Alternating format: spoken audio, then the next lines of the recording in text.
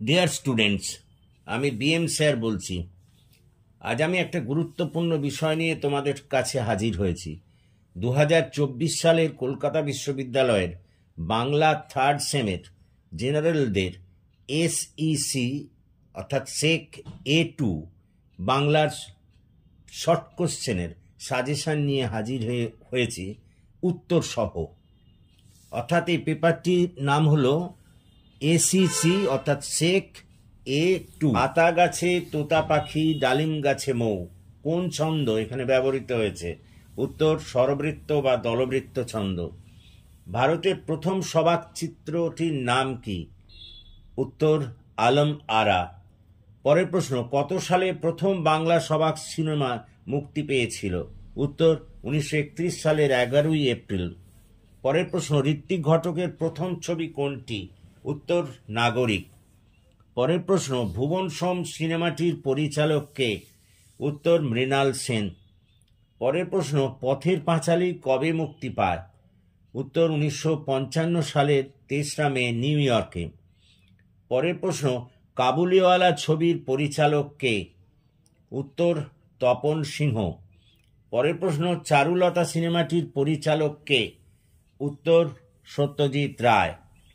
পরের প্রশ্ন, দেবদাস ছবির পরিচালক কে ছিলেন? কবে এটি মুক্তি পায়?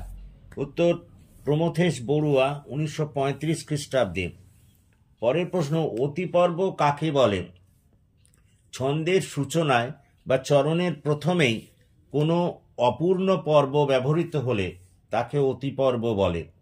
যেমন, ওমা মিঠার লোভে তিতা মুখে সারাদিনটা গেল, এখানে ওমা হলো অতিপর্ব। পরের প্রশ্ন, ছেদ কাকে বলে? বাক্যের অর্থকে প্রকাশ করার জন্য বাক্যের মধ্যে বা অন্তে যে সাময়িক উচ্চারণ বিরতি ঘটে তাকে ছেদ বলে। পরের প্রশ্ন, জ্যোতি কাকে বলে? কবিতা উচ্চারণের সময় অর্থের স্পষ্টতা ও ধ্বনি তরঙ্গের সমতা বজায় রাখবার জন্য নির্দিষ্ট সংখ্যক মাত্রার পর যে নিয়মিত উচ্চারণ বিরতি গ্রহণ করা হয় তাকেই বলা হয় জ্যোতি। পরের প্রশ্ন, ছেদ ও জ্যোতির পার্থক্য লেখো। 1 নম্বর পার্থক্য, ছেদ হলো গদ্যের ক্ষেত্রে প্রযোজ্য, কিন্তু জ্যোতি হলো পদ্যের ক্ষেত্রে প্রযোজ্য। 2 নম্বর, ছেদে কাল ব্যবধান থাকে না, কিন্তু জ্যোতিতে কাল ব্যবধান থাকে। পরের প্রশ্ন, শীষ ধ্বনি কাকে বলে? তালবস্য দন্তস্ব উচ্চারণের সময় শীষ দেওয়ার মতো ধ্বনির উৎপন্ন হয়, তাই এদের শীষ ধ্বনি বলে। যেমন তালবস্য দন্তস্ব ইত্যাদি। দেখো, ছোট প্রশ্ন দিলাম, এখান থেকেই কিন্তু সব কমন পাবে। এগুলিকে ভালো করে তৈরি করতে হবে। আশা করি তোমরা বুঝতে পেরেছ। যদি বুঝতে পারো তবে আমার এই চ্যানেলটিকে সাবস্ক্রাইব করো, আমি যাতে আরও এগিয়ে যেতে পারি, তোমাদের কাজে আরও লাগতে পারি। So please subscribe my channel. Thank you for watching and listening.